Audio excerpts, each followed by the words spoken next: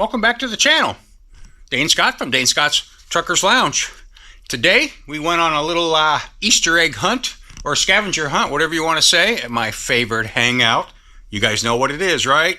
I'll give you a couple seconds to guess. You got it. Junior's Truck Parts. Awesome. In Cleveland, Ohio. If you need parts for your vintage trucks and all the goodies that goes with it, wheels, tires, fuel tanks, whatever, Junior's got it. So you need to look him up. So I'm going to show you the booty from today. But before I do that, please make sure you like the video, subscribe to the channel, and comment down below. It really helps me grow the channel. So stick around town. We'll be right back.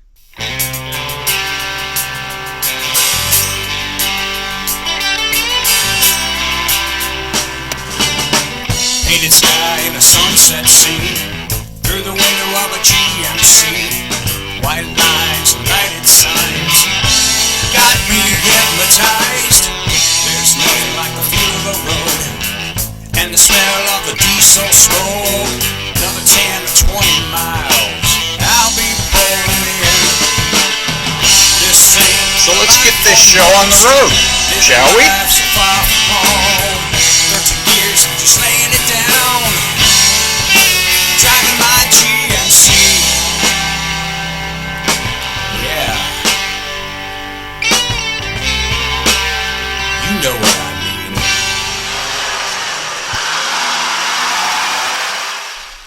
Welcome back. Well, as promised, I'm going to show you the booty from today's little extravaganza. Check this out. We needed a few fittings. I mean, come on. Is that not awesome? Little twist on or screw on water filter, or I should say, what should I say? I should say coolant filter, screw on, which we're going to need, and a nice shaped chrome metal headlight bezel. Can always use those. It looked pretty nice, so we grabbed it. Oh yes, and you guys know the poor GrassHopper, he's pretty banged up with this intake, so I had to get one of those. Found a beautiful one on a PACCAR cousin. Yes sir, Peterbilt. Look at the filter inside it. It's stinking new. Awesome. Yep. So that bad boy's going to go on GrassHopper right there. I also got the cab, whatever you want to say, the cab mounts for the back. They go right here. I have one, and this was stuck here to make up for the one that's missing. So we'll put that on there. The only thing is that these ones came off of a newer model, K100, and they're wider. See that? Yeah.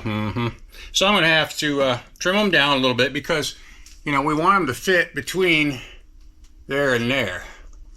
As you can see, that's where they're supposed to fit up into. So that one's a little wide. So we'll trim it down. No problem. But you know why that's such a good score? Because Kenworth only wants like $300 and some odd for one. Yeah, a rubber block. Negative.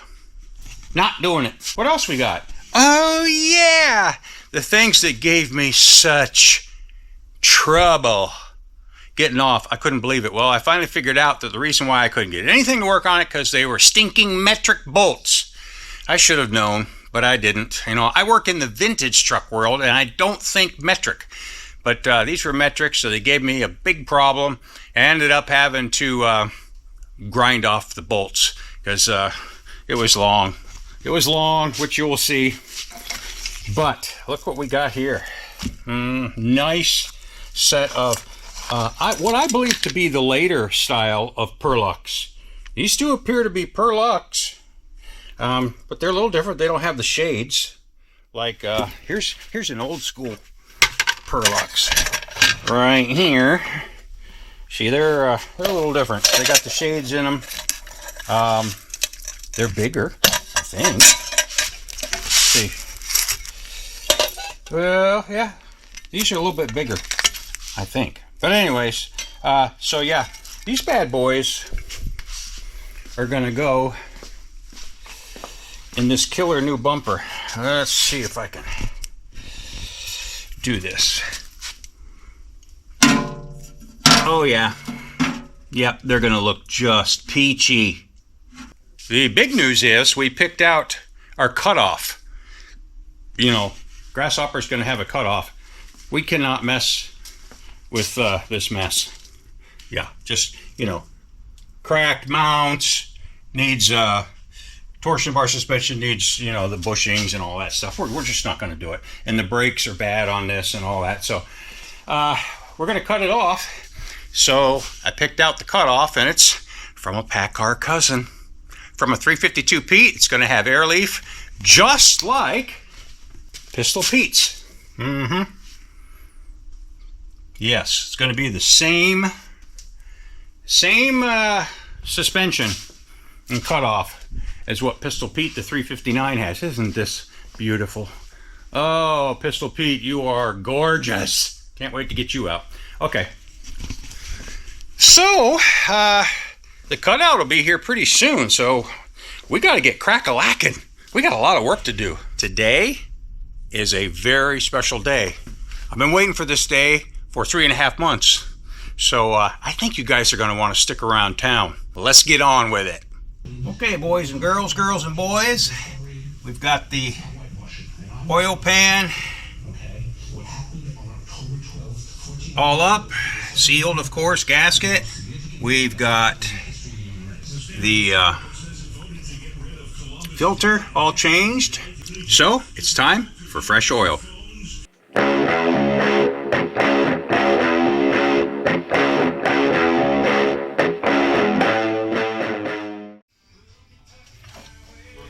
This is a Detroit. It don't need a lube refiner, especially as a hobby truck. So we just drained it and plugged off the 2 lines. One over there and one right there. So it just takes the 8 gallons. Now I'm going to hold this in no fuel. I'll crank it over until I got oil pressure. Okay.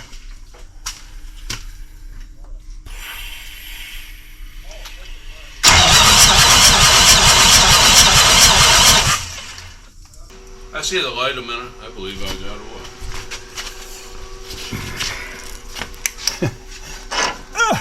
Oh, I smell exhaust. Woohoo! Yes, I do have oil. All right. Hang on. Let me open the door and then film. Whoa! Check that out!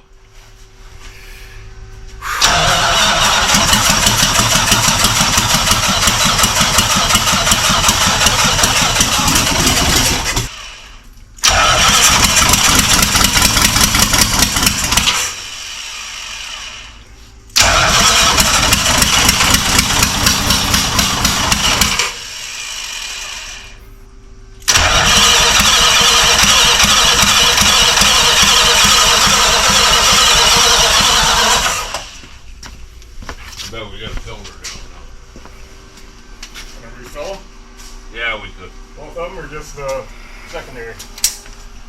Check the primary first.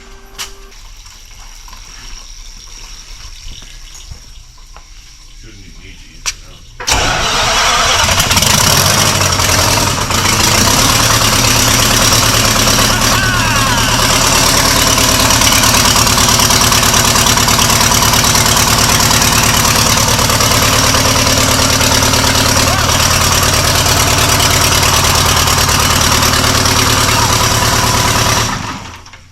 Yeah, that's squirting out good.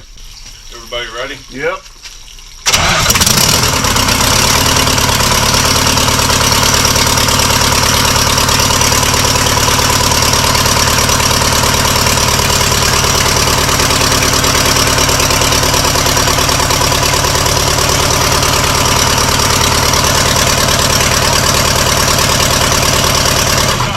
I was going to say, you want to try the emergency shutdown there? No. It'll work, yeah. It'll work. Yeah, it'll work. It's okay. Awesome. Yeah. No problem at all. No, good enough. We've only been 3 days. It wasn't a problem. Yeah.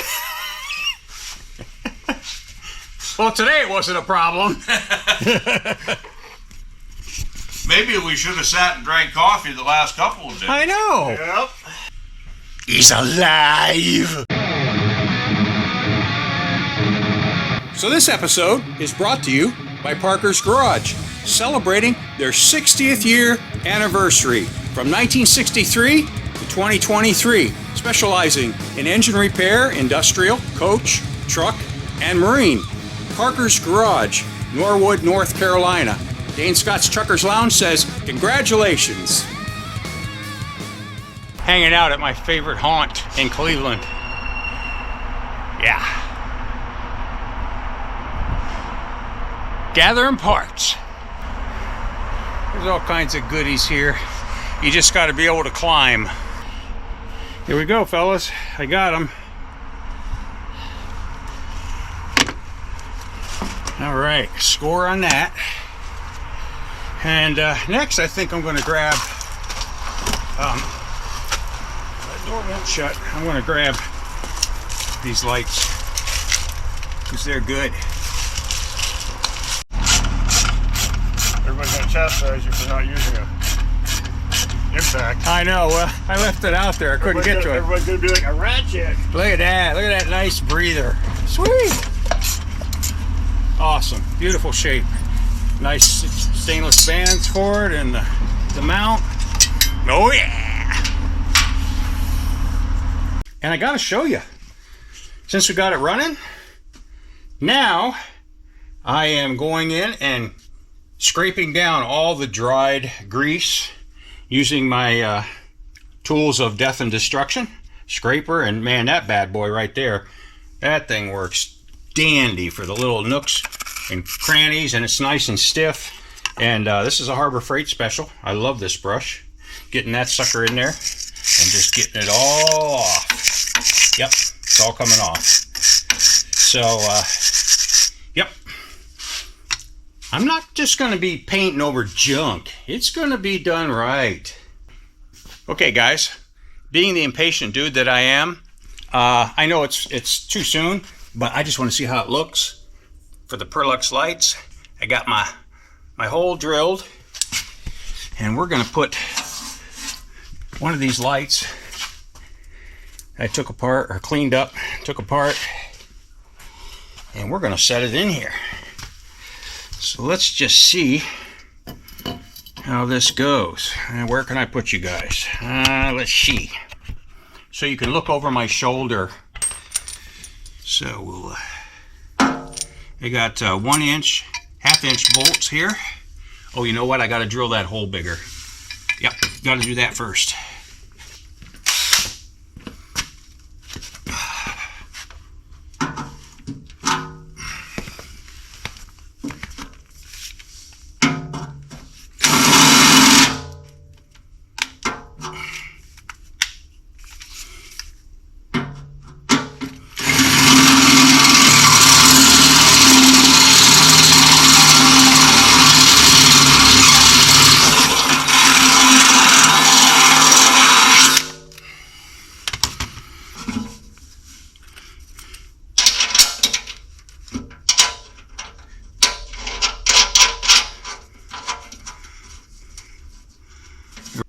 Yeah, I like it. Old school, cool. So mail call today. We've got us 2 beautiful 4-inch rain caps. Dun-da-da, to go up there on GrassHopper. And the 4-inch band clamps for the stacks that'll go on top of there. I ordered a 47-inch long chrome straight. I'll cut it in half, beep, and put it on top. There'll be new mufflers and guards, of course. I'm kind of shopping around on those. Not happy with shipping and that kind of thing. So I'm kind of holding off until I find the best deal. But anyways, that's the plan. There'll be about, I don't know, 2-inch, or not even, maybe 22-inch probably stacks on top. Just not big. And then the rain caps for a Detroit. Yeah, that's the way Detroits are supposed to be. So then I also, but they're not here yet. I think I told you already, I ordered these And those, they're available only from Big Rig Chrome Shop. That's the only place I found them. So they have yet to come, but these came this morning. And then I got me a killer care package from Florida. And this comes to me from Roger D. Roger, you got a great last name, by the way. Thanks, Roger, because I'm freaking out by the first thing I pulled out of here. Look at these. You guys know what those are? Yeah. Detroits. Those are the tie down, not tie down, but lock down or screw down or whatever for the valve covers for a Detroit. Killer, man. What else we got in here? Whew, let me pull this out. Oh my gosh, Roger, you are making my day. Look at that. Owner operator. Oh my goodness. This is, what year? 78. Oh man. I can't wait to look at that right there. There it is right there. That says it all. Wow. Oh, you guys will love this. You Max Superliner guys. Oh my goodness. Yeah, well, I'll feature the magazine in another episode after I schmooze over it. Man, that's killer. Roger Dodger, thank you so much. And what is this? Power shift instructions and maintenance. GMC, look at it. It's the old logo. That's old school. GMC truck and coach division, General Motors, Pontiac, Michigan. That's the one.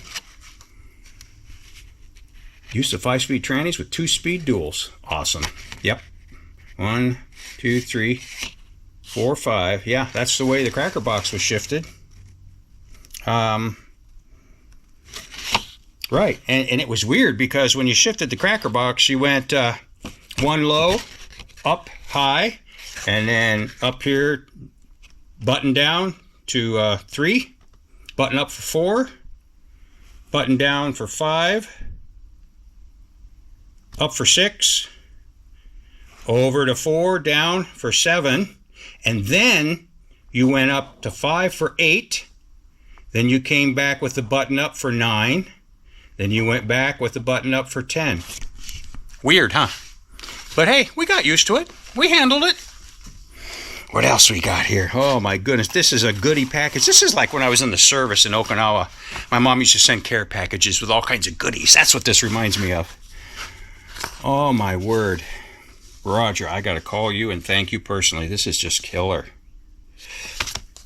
Diesel service. Oh, those were the days. Yes, sir. Days gone by. Service parts requirements. Look at this. There's parts numbers. Oh, man. Mr. Wizard. You are going to love this. Because he's the parts dude. He finds all the parts. Thank you. That's killer. Oh, even better. GM diesel engine maintenance manual. Tolerances. Yep. Wow. All I can say is wow. Look at that. There's a blower. Just beautiful. Man, I'm going to spend some time in here. Ah. And there's more. Get the paper out of there.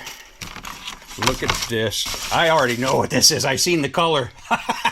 Oh, man. White GMC.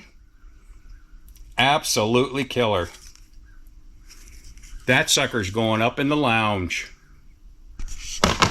Roger, I appreciate it. Thank you very much for thinking of me. Welcome back. You guys might recognize my buddies here, Martin and Ryan. And you probably saw them at the GMC Jamboree. And you'll see Martin at a lot of the truck shows, Tri-Vista, and anything that's around here usually, and he's helping promote the ATHS, and we've been good friends for a long time, so they stopped by today so we could get rid of some coffee cake and some coffee. And Martin was just telling me about when he was a young buck driving for somebody, and he got to look at a real nice International. Why don't you tell me about that again? Oh, I was, excuse me, 21 years old, and I was hauling ore off the docks. And the truck I was driving, it was only a year old. It was a 77 Transtar 2. Or, yeah, 77. And so that was a cabover you were driving? It was a cabover. First, okay. And I came home one night, and it was still daylight. It was in April.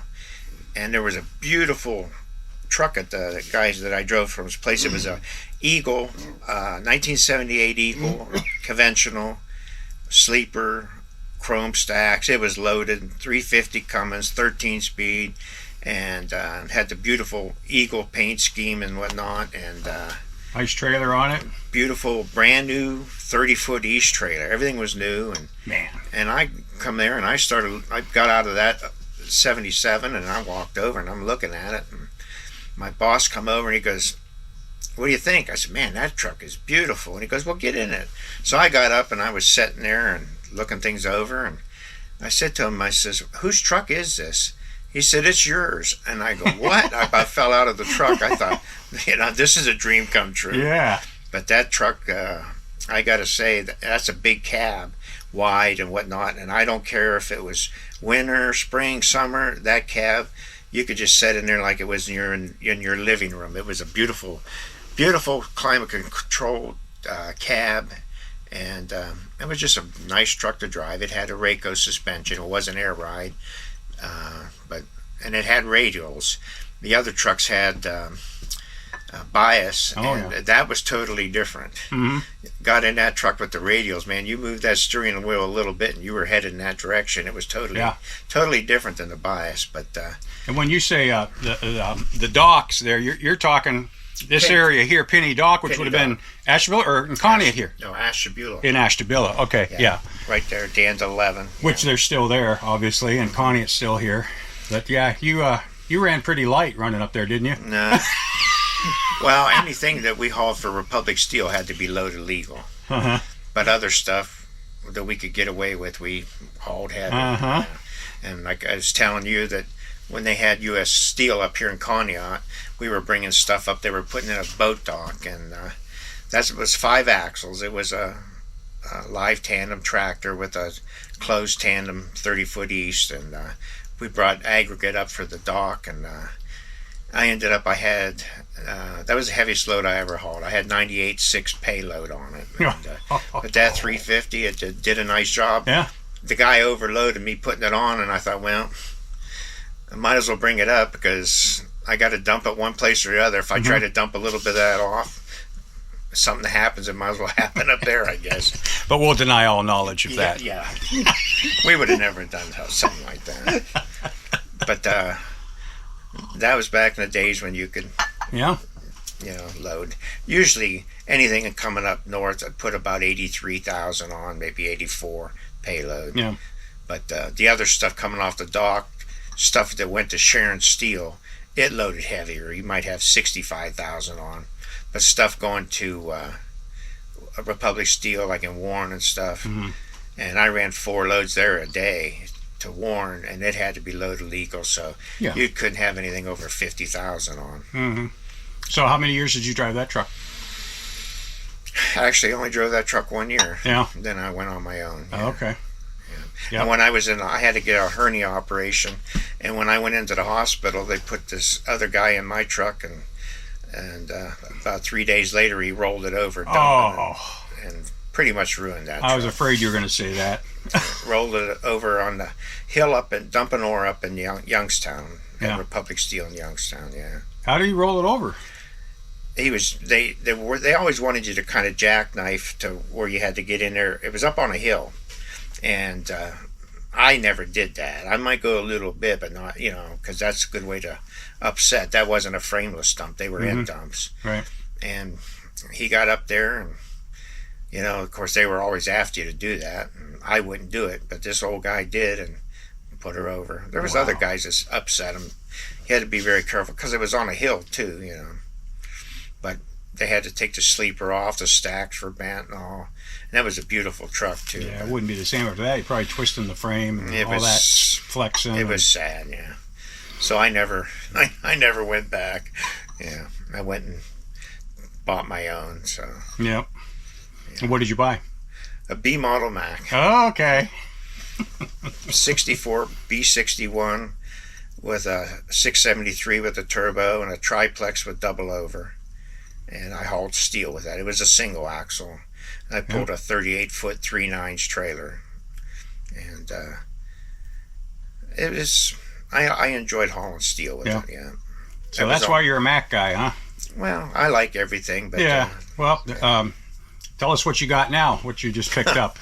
I got a 79 S model single axle dump that I'm going to turn into a flatbed, and want to do some work on that so I can just use it to run around with and stuff. My pickup rusted out, so that's going to be my pickup and everything. Your grocery getter. Yeah.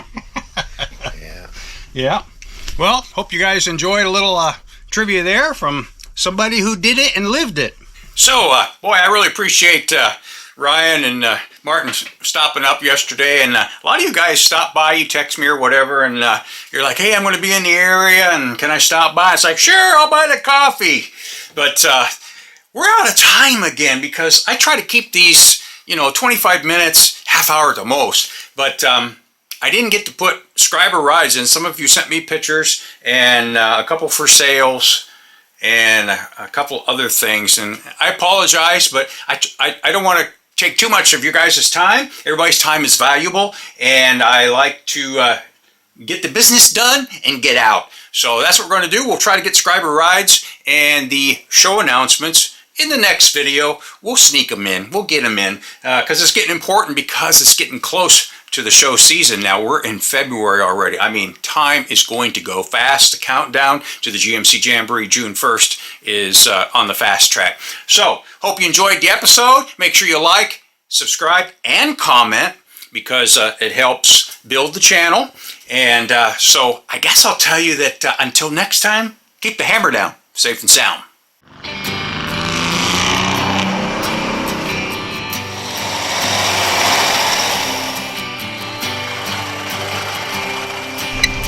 Ready to rock there, Colombo? Yeah, thank you.